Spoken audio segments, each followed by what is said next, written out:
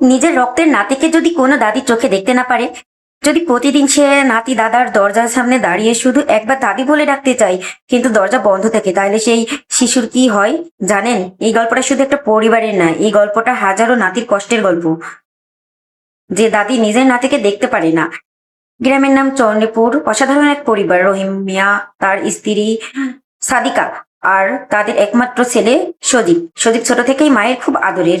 সাদিকা ভাবতেন, আমার ছেলে বড় হলে আমাকে কখনো কষ্ট দেবে না। সময় যায়, সজীব বড় হয়, চাকরি পায়, বিয়ে করে মায়া নামের এক মেয়েকে। প্রতিদিন সংসার ভালোই চলছিল, কিন্তু সমস্যা শুরু হয় তখনই যখন মায়া গর্ভবতী হয়। মায়া গর্ভবতী হওয়ার পর থেকে হাসিনার মন বদলাতে শুরু করে। হাসিনা বলতেন, আজকাল ছেলেটা শুধু বইয়ের কথাই শোনে। মায়া যতই চেষ্টা করুক, হাসিনার মন গলাতে পারে না। একদিন ঝগড়ার সময় হাসিনা বলে ফেলে, এই বাচ্চাটা আমার পরিবারের শান্তি নষ্ট করবে। সেই কথাটা মায়ের বুকের ভেতরে গেঁথে যায়। এক বর্ষার রাতে জন্মানের ফুটফুটে ছেলে আরিয়ান। সজীব আনন্দ কাঁদে, মায়া ছেলেকে বুকে নিয়ে ভাবে এবার সব ঠিক হয়ে যাবে, কিন্তু হাসিনা নাতিকে কোলে নেয় না। একবার শুধু দূর থেকে নাতিকে বলে, বাচ্চাটা তো সবই এইরকম হয়। এই কথাই সবাই চুপ।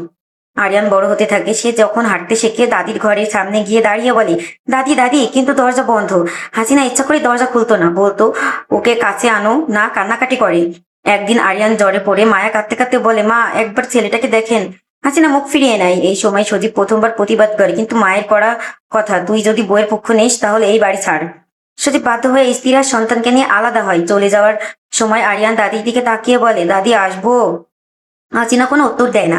দরজা বন্ধ হয়ে যায়। বছর যায়, হাসিনা একা হয়ে যায়। রহিম মিয়া মারা যান। সজীব আর আসে না। একদিন শোনা যায় আরিয়ান এখন বড় স্কুলে প্রথম হয়। হাসিনার বুকের ভিতরে কিছু একটা ভাঙে। একদিন অসুস্থ হয়ে পড়ে। হাসপাতালে নেওয়ার সময় সে শুধু বলে, আমার নাতিকে একবার দেখতে চাই। সজীব আরিয়ানকে নিয়ে আসে। আরিয়ান তখন বড় ছেলে। দাদির দিকে তাকিয়ে বলে, আপনি কে? হাসিনার চোখ দিয়ে পানি পড়ে। সে কাপা গলায় বলে, আমি তোমার দাদি। আরিয়ান চুপ থাকে। হাসিনা কান্না করে বলে, আমি তোমাকে দেখতে পারিনি, কিন্তু আল্লাহ আমাকে আজ এই শাস্তি দিল। সেই দিন রাতে হাসিনা মারা যায়। রক্তের সম্পর্ক অবহেলা করলে সময় একদিন তার বিচার করে। যে দাদি নিজের নাতিকে দেখতে পারে